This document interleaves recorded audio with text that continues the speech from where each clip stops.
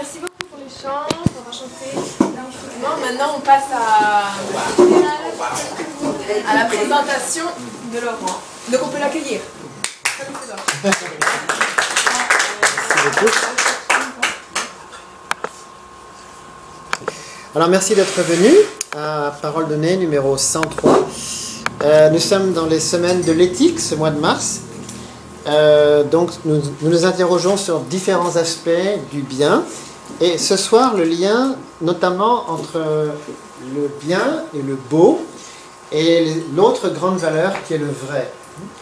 Alors, pendant très longtemps, les penseurs ont estimé que le beau et le bien sont une seule et même chose.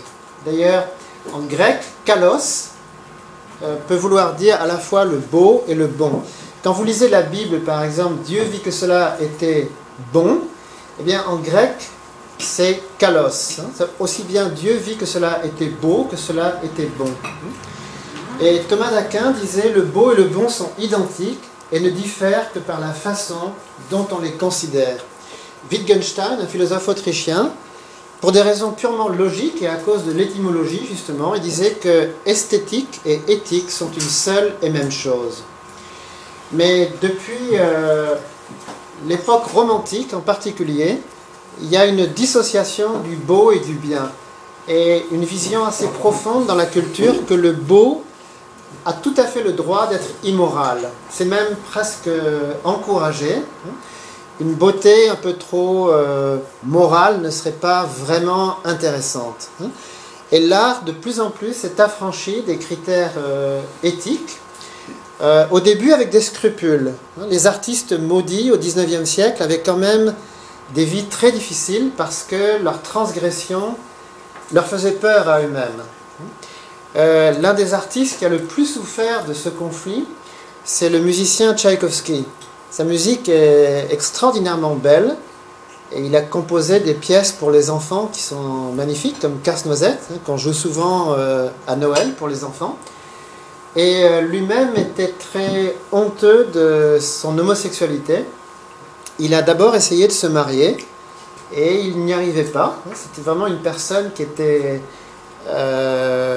il n'arrivait pas à surmonter donc, cette homosexualité, mais c'était un artiste qui en avait vraiment honte. Il se sentait réellement maudit. Il est mort très jeune. Et dans sa symphonie pathétique, la toute dernière qu'il a composée, quelques jours avant sa mort, il a composé un passage qui imite le battement d'un cœur humain. C'est très très poignant. Et il est considéré sans doute comme l'artiste ayant le plus puissamment et tragiquement exprimé le conflit entre l'aspiration à la beauté et l'aspiration au bien. Parce que lui-même, en fait, souhaitait fonder une famille. C'est ça qui est assez touchant. Et d'autre part, même les gens qui, par exemple, jugent sévèrement sa vie morale sont extrêmement touchés par la beauté de ses pièces pour les enfants. C'est vraiment un univers, si vous connaissez les ballets russes, tout ça, c'est quelque chose de tellement gracieux, en fait, parmi les sommets de la beauté. Alors, la personne qui a sans doute posé la question de la façon la plus équilibrée, c'était Kant. Il a écrit 3 grands livres, et ces trois livres sont des chefs-d'œuvre. C'est rare qu'un philosophe écrive plusieurs chefs-d'œuvre, mais Kant en a fait 3 qui sont considérés tous les 3 comme des modèles du genre. La critique de la raison pure, où il se demande que puis-je comprendre, et il s'interroge sur le vrai. Ensuite, il a écrit la critique de la raison pratique, se demander que dois-je faire, et il s'interroge sur le bien. Son ouvrage le moins connu, mais parfois jugé comme le plus profond, c'est l'esthétique. Que m'est-il permis d'espérer? Et il a fait une théorie esthétique complète sur ce que c'est que la création et l'appréciation de la beauté. Pour Kant, en fait, c'est la raison qui est l'origine de ses valeurs. Et c'est là que les principes de l'unification ne sont pas tout à fait d'accord. Parce que selon les principes de l'unification, l'origine des valeurs, c'est l'amour. Et l'origine de l'amour, c'est le cœur. Le cœur qui est beaucoup plus profond que la raison. Certes, l'être humain est un être de raison, mais en fait, le moteur le plus profond de son activité, c'est ce qu'on appelle le cœur. Et le cœur est défini comme l'élan irrépressible de chercher la joie en aimant un objet. Donc lorsque nous aimons un objet ou une personne, nous pouvons l'aimer pour toutes sortes de raisons. Parfois nous l'aimons pour des raisons qui sont prioritairement intellectuelles. Il y a la passion de comprendre. À ce moment-là, c'est la vérité de l'objet qui va nous stimuler. Mais il peut arriver qu'on aime un objet, qu'on l'aime passionnément pour sa beauté. Par exemple, un astronome et un poète ne verront pas la Lune exactement pareil.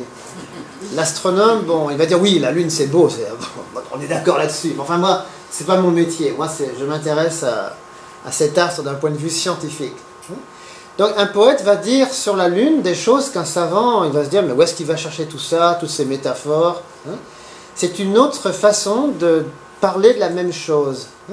Mais la Lune a une beauté qui va inspirer le poète alors que le savant, bon, ça ne va pas tellement le toucher. Et enfin, un objet peut nous inspirer pour des raisons morales. Donc on va dire que l'amour, c'est une force d'attraction qui pousse le sujet et l'objet à s'unir en vue de la joie. La vérité, c'est la stimulation intellectuelle que le sujet reçoit de l'objet. La beauté, c'est une stimulation émotionnelle. Et la bonté, c'est une stimulation morale. De ce point de vue-là, les trois valeurs sont complémentaires parce qu'elles ont la même origine. Il n'y a pas de raison de les dissocier. Et en fait, une personne qui a un cœur pur et droit ne va pas se laisser abuser. Il ne va pas se laisser abuser par le mensonge, par la laideur. Il sait ce qu'il cherche. D'ailleurs, c'est intéressant parce que quelqu'un à votre table dit « celui qui cherche la beauté, il va la trouver ». Dans un sens, c'est tout à fait exact. Une personne qui a un cœur et un esprit clair ne va pas perdre son temps à être fasciné. Parce que l'amour n'est pas du genre à être fasciné. L'amour est actif et il sait ce qu'il cherche. Alors, donc ça c'est la même chose, exprimé d'une autre façon, l'unité des valeurs. Alors, il n'y a pas que les principes de l'unification qui parlent de cette unité des valeurs. Le savant Louis de Broglie a parlé de l'extase qui est commune à trois types de grands personnages, les savants, les saints et les artistes.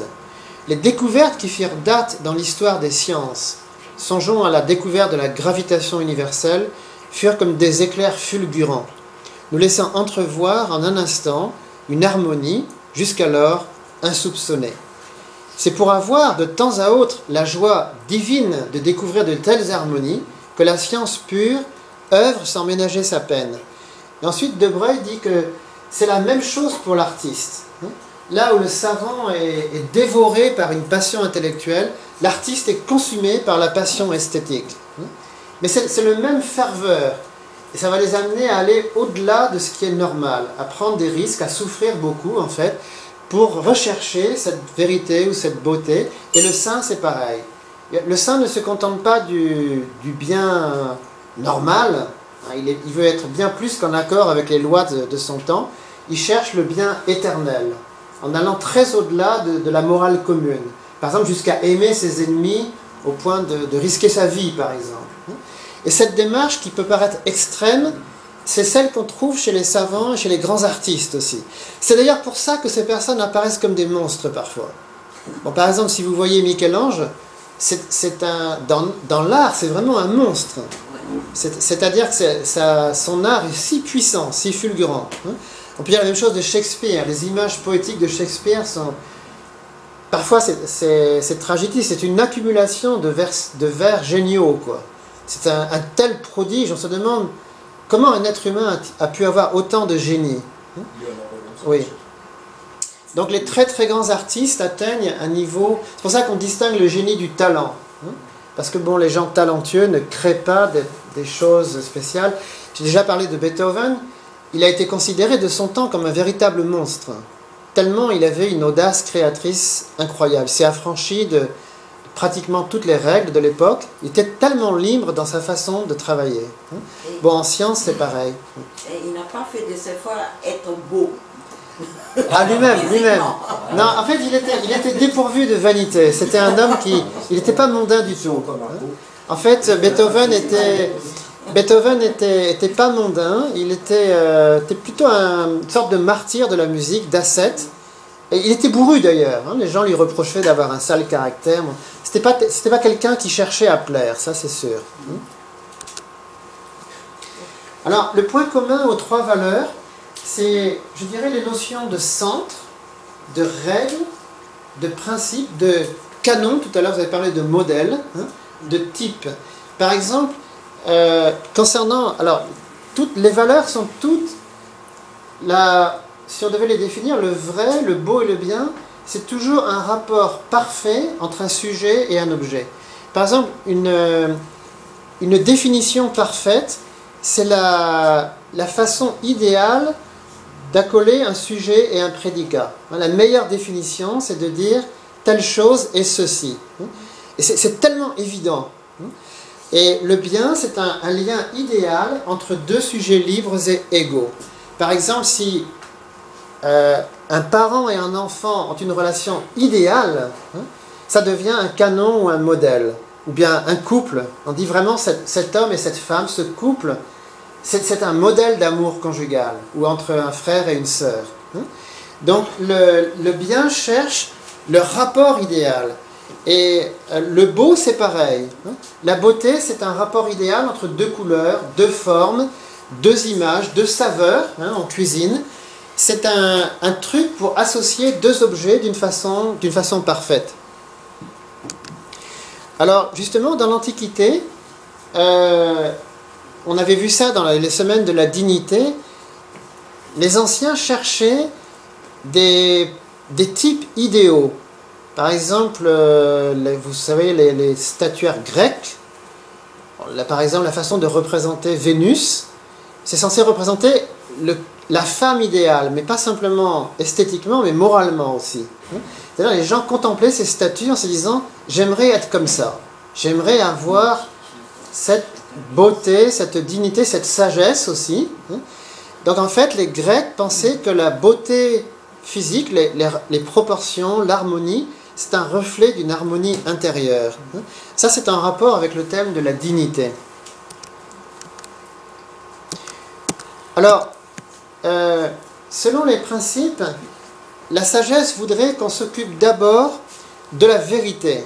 L'être humain devrait avant tout chercher la première valeur, c'est de mener une vie vraie. Et c'est de savoir être. Je vais expliquer un tout petit peu plus ensuite ce qu'il en est. Ensuite, de chercher le bien sur la base du vrai, et donc le savoir-vivre. Et c'est seulement alors que la recherche de la beauté sera sereine. Si un être humain n'a pas une vie qui repose sur la vérité et sur le bien, sa recherche de la beauté risque malheureusement d'être ambiguë. Alors ça, c'est une citation des principes de l'unification. L'art est une forme de maîtrise de l'homme sur la création. Le règne sur la création, dans l'idéal, est censé être exercé par ceux qui ont atteint la perfection après être passés par un processus de maturation. Autrement dit, on doit d'abord se créer soi-même.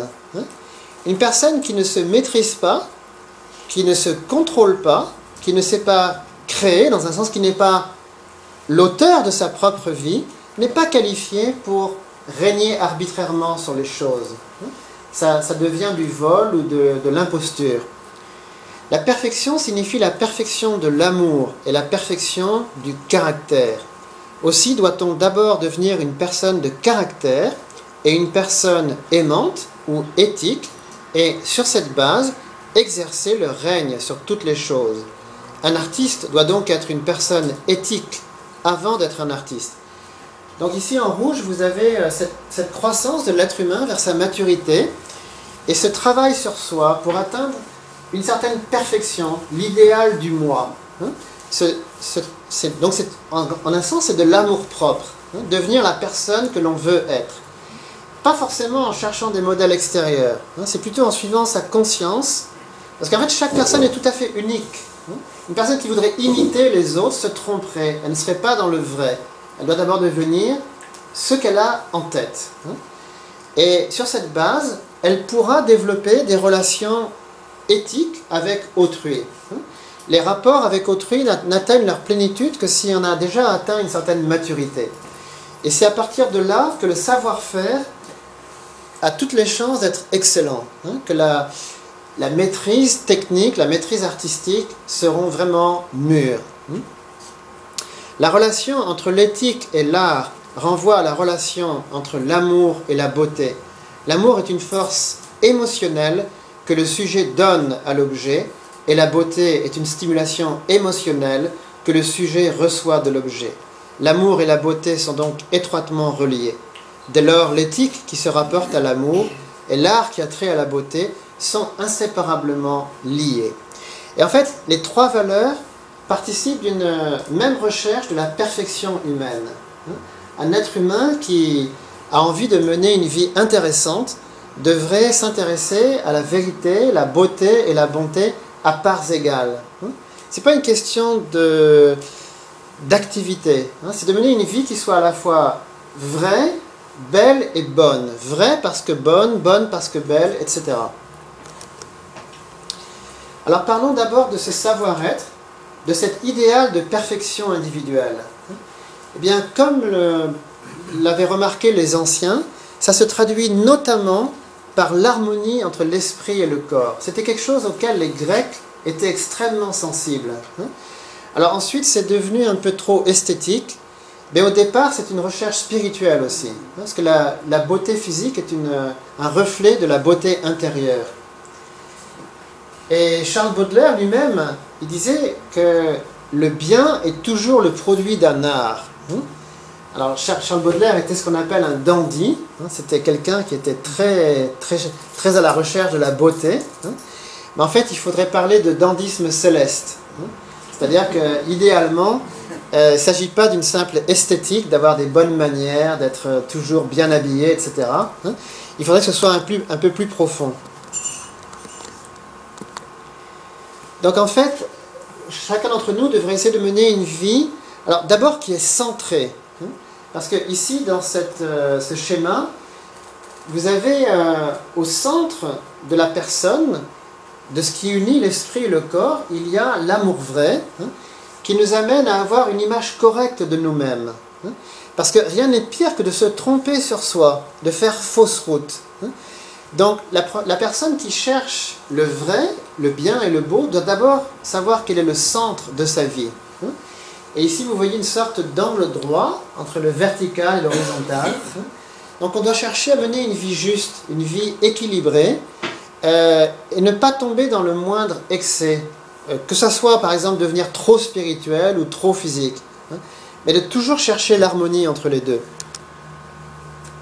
À ce moment-là, la personne va mener une vie qui est authentique, qui est éthique et qui est esthétique. Parce que quand la personne mène une vie juste, l'esprit jubile dans le corps. L'esprit sent que ce corps s'embellit.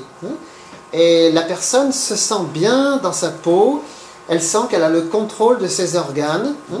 Et même si elle n'est pas belle physiquement, elle dégage une impression d'harmonie. Peut-être vous avez rencontré des gens qui ne sont pas vraiment beaux physiquement, mais ils ont du charisme en fait. Ils ont même du charme souvent. Oui.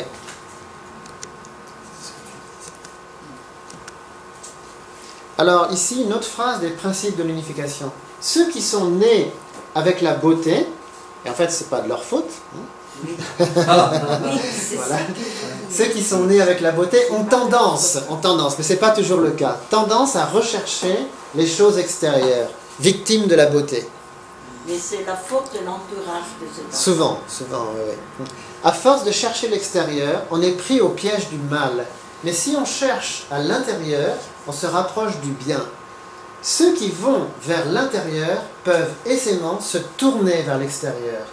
Mais ceux qui vont vers l'extérieur ne pourront jamais aller vers le côté intérieur. Alors le poète français... C'est extrême ça. Pardon? C'est extrême ces affirmations. Non, c'est notre père.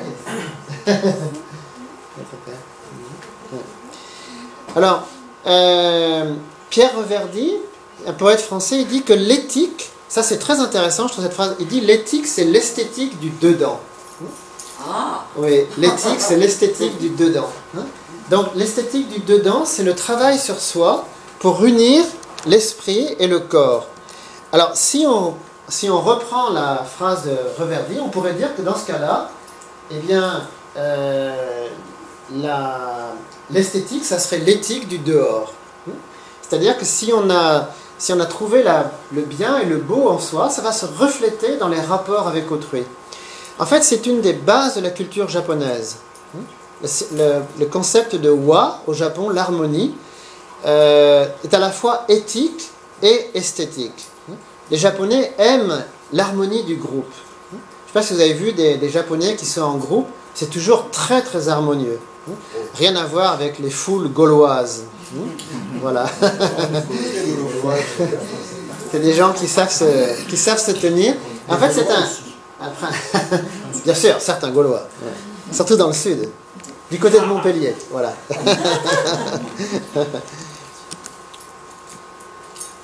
Alors, vous savez, vous connaissez l'origine du Taj Mahal. C'est l'un des monuments les plus photographiés du monde. Et en fait, c'est un poème de pierre, un poème de marbre, en fait, qu'un prince a créé pour sa bien-aimée. En fait, c'est un hommage conjugal qui est d'une beauté parfaite. Et ça fait penser à cette phrase de Saint-Augustin, « Tard je t'ai aimé, ô beauté si ancienne et si nouvelle, tard je t'ai aimé. Tu étais au-dedans de moi et j'étais moi en dehors de moi-même. Et c'est au dehors que je te cherchais, je me ruais dans ma laideur sur la grâce de tes créatures. Tu étais avec moi et je n'étais pas avec toi. » Donc on considère que c'est pratiquement le monument le plus parfait qui soit. C'est une telle harmonie aussi avec la nature, comme le Mont Saint-Michel en France, comme certains villages qui sont tellement bien dans le paysage en fait. Alors aussi dans le bouddhisme, on trouve à une période du bouddhisme l'art du Gandhara. Alors c'est un bouddhisme qui est très centré sur la beauté. Alors le Gandhara, c'est l'actuel Afghanistan. Vous avez entendu parler il y a quelques années de la destruction des Bouddhas de Bamiyan. Oui. En fait, c'est dans cette région du monde que les plus belles sculptures du Bouddha se sont développées. C'était à la jonction du bouddhisme et de l'art grec, après les conquêtes d'Alexandre le Grand. Oui. Et donc, c'est les plus parfaites représentations du Bouddha. Et en fait, ils ont voulu chercher à quoi ressemble l'homme idéal, l'homme originel. Et ça, c'est très très profond, c'est ce qu'on appelle la nature humaine originelle dans les principes de l'unification. Donc évidemment, ici, ça ne concerne que l'homme, le Bouddha. Il n'y a pas de femme de Bouddha. C'est un peu la limite du genre. Et ici, on comprend mieux cette phrase de Kant, le beau est le symbole du bien moral. Parce que pour les bouddhistes, cette beauté parfaite du visage, mais de la posture corporelle, c'est l'image du bien aussi. C'est vraiment la sagesse suprême. C'est comme une sorte de Dieu vivant. C'est la perfection qui nous est donnée à voir. Et ça rappelle aussi une phrase de Platon, le beau, c'est la splendeur du vrai. Alors le poète John Keats disait, la beauté est vérité, la vérité est beauté. C'est tout ce que tu sais sur terre, et c'est tout ce qu'il y a à savoir. Alors vous allez me dire, mais ça n'existe que dans le bouddhisme. Eh bien non, en fait. Alors, pour terminer avec le bouddhisme, on avait parlé déjà de ça, dans le bouddhisme, il y a la notion de sentier octuple, la voie de la sagesse. Et pour les bouddhistes, donc la vision juste et la pensée juste entraînent un mode de vie juste, une parole juste, une action juste. Et tout ça, en bleu, c'est ce qu'ils appellent l'éthique.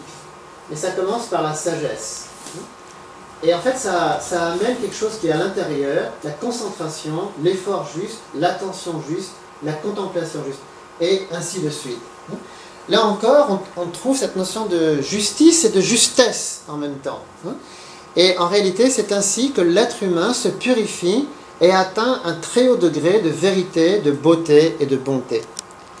Alors comme je disais, ce n'est pas propre au bouddhisme, parce que ça c'est assez peu connu, mais dans le christianisme, schématiquement, il y a trois grandes branches. En fait, les protestants sont des gens qui croient au salut par la foi. Bon, si vous vous intéressez un peu à la Bible, il y a la notion de salut par la foi et de salut par les œuvres. Et la grande intuition de Luther, c'est qu'on est sauvé d'abord par la foi, par la vérité de Dieu. C'est pourquoi le protestantisme est vraiment basé sur la Bible. C'est dans les temples, il y a très peu, il n'y a pas de vitraux, il n'y a pas de peinture, il n'y a rien, il n'y a pas de... Bon, il y a la musique, bien sûr. D'ailleurs, Bach était protestant. Mais sinon, les protestants disent qu'il n'y a pas besoin de décoration. Ça sert strictement à rien. C'est distrayant, à la limite, c'est un peu diabolique. Alors, pour les catholiques, il y a le salut par les œuvres. C'est pour ça que le catholicisme a énormément de saints. Mais il existe une branche du christianisme, l'orthodoxie, qui est basée sur ce qu'on appelle la philokalie, l'amour de la beauté. Et ça, c'est extrêmement profond chez les orthodoxes. Ils ont des icônes, alors ce sont des images pieuses. Je ne sais pas si vous avez vu les cultes orthodoxes. Donc ils passent leur temps à embrasser les icônes. Ils écoutent des chants qu'ils appellent séraphiques, c'est-à-dire célestes, angéliques. Et la beauté joue un très grand rôle dans la foi orthodoxe. Un peu hérité des chrétiens. Pardon ? Un peu hérité des chrétiens. Ouais, mais c'est surtout en Russie que ça s'est développé. Et ça explique la phrase énigmatique de Dostoïevski, la beauté sauvera le monde, qui ne peut se comprendre que dans une perspective orthodoxe. Ça, c'est... Alors, les protestants, justement, se diraient, ah non, ça c'est totalement aberrant. La beauté qui sauve le monde, ça n'a pas de sens. Oui. Mais c'est pour ça qu'en fait, c'est très important. Le dialogue interreligieux est très important. Et c'est vraiment capital que toutes ces branches se dialoguent entre elles. Parce que, finalement, la beauté elle-même, bon, le culte des icônes peut aussi virer à l'idolâtrie. Donc, il y a toujours des limites à faire. Alors, ici, je voudrais introduire la notion de la beauté par rapport à l'amour. Idéalement, dans les principes de l'unification, l'amour humain s'épanouit dans la famille. Et c'est là que l'apprentissage de la beauté se fait aussi. Les principes d'unification font un lien assez novateur entre les types d'amour et les types de beauté. Ça va vous paraître un peu curieux au départ, mais l'origine des canons de beauté, c'est en fait les différentes formes d'amour. Parce qu'au départ, qu'est-ce qu'il y a de vraiment beau? C'est d'abord la beauté des fils et des filles. Mais vous verrez que énormément de peintres ont représenté des enfants. Par exemple, pour un peintre, représenter un enfant, c'est très difficile. Le teint des enfants, etc. Donc, oui, en fait, la beauté des enfants, c'est tout un domaine. D'ailleurs, vous avez l'art pour les enfants. Ensuite, il y a beaucoup de peintures sur les frères et les sœurs. Aussi en littérature, c'est un grand thème. La beauté des frères aînés ou des sœurs aînées, des petits frères, des petites sœurs, etc. Que n'a-t-on pas dit sur les relations conjugales? C'est le domaine qui a le plus inspiré les arts, l'amour entre l'homme et la femme. Mais il y a aussi énormément d'œuvres d'art qui sont basées sur la beauté du père et de la mère, ou alors du grand-père et de la grand-mère. Par exemple, Victor Hugo, l'art d'être grand-père, c'est finalement une exaltation de la beauté en fait du grand âge. Alors, selon les principes de l'unification, c'est l'amour qui est à l'origine de tous les types de beauté, y compris dans la nature. Par exemple, un spectacle grandiose, une beauté majestueuse, a un aspect paternel. Il y a des choses dans la nature qui ont un aspect plutôt maternel ou comme une épouse. Je vais y revenir tout à l'heure. Alors, selon les principes de l'unification, l'être humain est le centre de l'univers. Et il est l'aboutissement de toute une création par caractéristiques duales. Les minéraux sont plus et moins. Il y a l'étamine et le pistil chez les plantes, les mâles et les femelles chez les animaux, toutes les parables nuptiales. Mais en fait, la beauté suprême se trouve dans le couple humain. Et c'est un microcosme de toutes les formes de beauté qui sont comme le décor ou le cadre. Et l'être humain, la création, pardon, c'est comme un musée. Et l'être humain est la pièce centrale qui donne son sens à toutes les autres formes de beauté. Tant et si bien que le couple humain et spécialement la rencontre de l'homme et de la femme, c'est le microcosme de toutes les formes de beauté du monde. C'est pour ça que l'amour conjugal inspire le plus de passion, parce que c'est là qu'est la beauté suprême. L'être humain est attiré irrésistiblement vers cette plus haute forme de beauté. C'est le centre de la vie. C'est quelque chose que tout être humain cherche depuis qu'il est né, se trouver au point central de la beauté, qui est vraiment le centre de l'univers. Et là, tous les êtres humains sont égaux. Nous sommes tous égaux dans l'amour. Nous pouvons tous, au cours de notre vie, être amoureux de notre bien-aimé. Il n'y a pas de plus grand bien sur terre. L'être humain vient au monde pour arriver à cette beauté, qui est aussi le centre de la vérité et du bien. Et il n'y a pas de substitut. La terre est l'endroit où nous devons trouver cela à tout prix. Le cosmos existe pour que l'être humain, l'homme et la femme, trouvent cette beauté. Une fois qu'on a trouvé ça, on est comblé. Ça, c'est la vision des principifications. Ce n'est plus seulement esthétique. C'est l'aboutissement de la quête de l'être humain sur la terre. Il vient au monde pour rencontrer son bien-aimé. Tout tourne autour de cela. Oui. Le problème, c'est qu'il n'y a plus de femmes que d'hommes sur Terre. Ah. Problème démographique. En Inde, il y a plus de garçons que de filles. On va en reparler après. Voilà. Alors, non seulement c'est le couple humain est le microcosme de la beauté, mais idéalement, c'est l'image de Dieu. C'est-à-dire que Dieu se révèle suprêmement lorsque l'homme et la femme deviennent un. Ce que l'on connaît de Dieu devrait se révéler dans le couple. Alors, malheureusement, depuis un certain temps, en fait, il y a une dissociation entre l'esthétique et l'éthique. Et en particulier, beaucoup d'artistes ne conçoivent pas l'art comme la recherche d'une sagesse incarnée, mais comme une possession par des forces, parfois sous l'influence d'un dérèglement de tous les sens. C'est une expression de Arthur Rimbaud. Donc au XXe siècle, énormément d'artistes ont composé sous l'influence de l'alcool, de la drogue, et beaucoup ont fait des expériences sur eux-mêmes un peu aberrantes dans un sens, à la recherche de l'inspiration.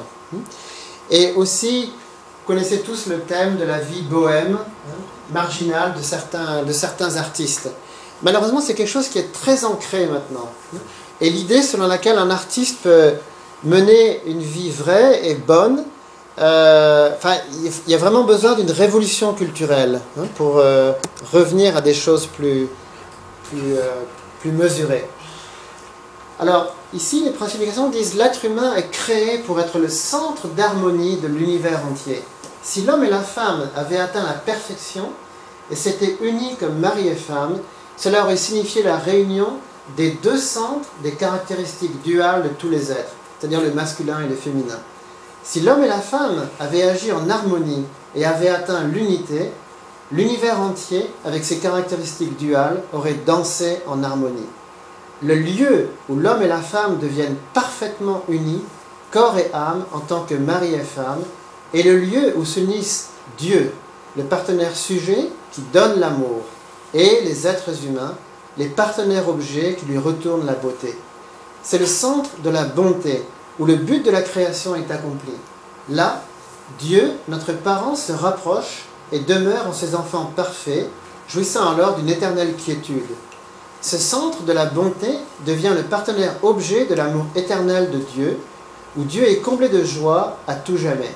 C'est l'endroit où la vérité de Dieu s'incarne et parvient à son accomplissement.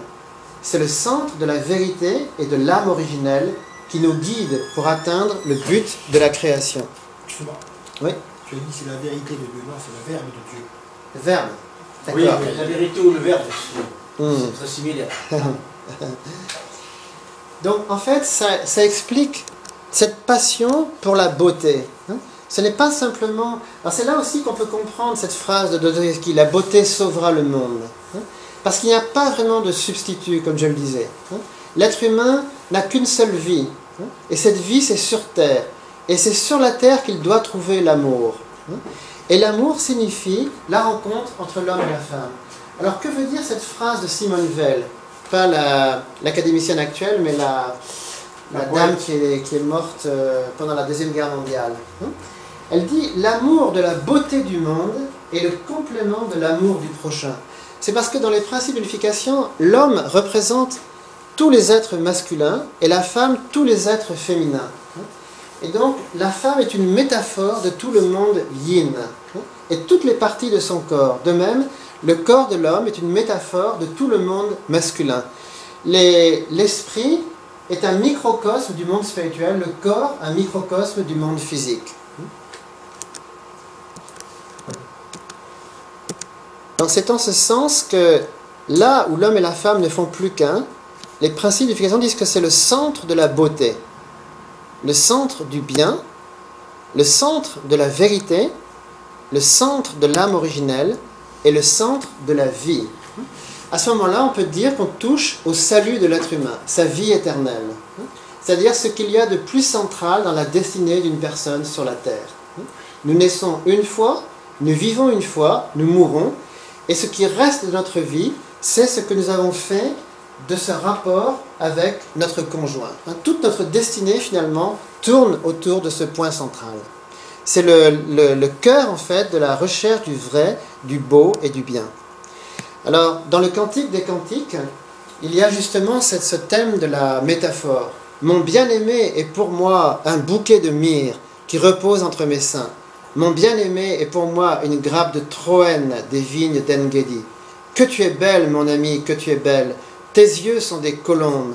Que tu es beau, mon bien-aimé, que tu es aimable. Notre lit, c'est la verdure. Les solives de nos maisons sont des cèdres. Nos lambris sont des cyprès. Je suis un narcisse de Saron, un lys des vallées. Comme un lys au milieu des épines, tel est mon ami parmi les jeunes filles. Comme un pommier au milieu des arbres de la forêt, tel est mon bien-aimé parmi les jeunes hommes. J'ai désiré m'asseoir à son ombre, et ses fruits est doux à mon palais. » En fait, toutes les parties du corps humain sont des métaphores des choses qui existent dans la nature. Les minéraux, les plantes, les animaux, toutes ces saveurs, ces odeurs, ces couleurs, ces parfums, tout ça ne prend son sens que dans l'amour. Alors évidemment, l'art est fasciné par cette beauté. Toutes les œuvres d'art essayent de tourner autour de l'amour. Mais on voit qu'une révolution culturelle est nécessaire, parce qu'en particulier dans le monde occidental, les grandes histoires d'amour sont tragiques. Roméo ne pourra pas épouser Juliette, et le Titanic va sombrer avant qu'ils aient pu se marier. Il y a toujours un accident, il y a un gros pépin, quoi. L'amour est éphémère. Alors, vous pouvez penser que c'est la nature de l'amour, mais en fait, d'autres cultures voient les choses différemment. Il y a quelques années, il y avait un film coréen qui était passé au Festival de Cannes en 2000 et qui est tout à fait hors norme. C'est comme un film d'une autre planète. On n'a pas du tout l'habitude de voir ce genre de film en Occident. En fait, c'est basé sur l'un des plus célèbres romans coréens, Le chant de la fidèle Chunhyang.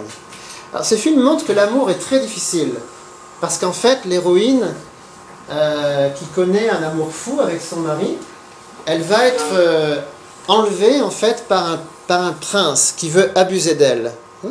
Et en fait, énormément de femmes sont prêtes à devenir courtisanes, mais elle est rigoureusement fidèle. Et dans le film, elle va subir 10 tortures, mais elle ne va jamais céder.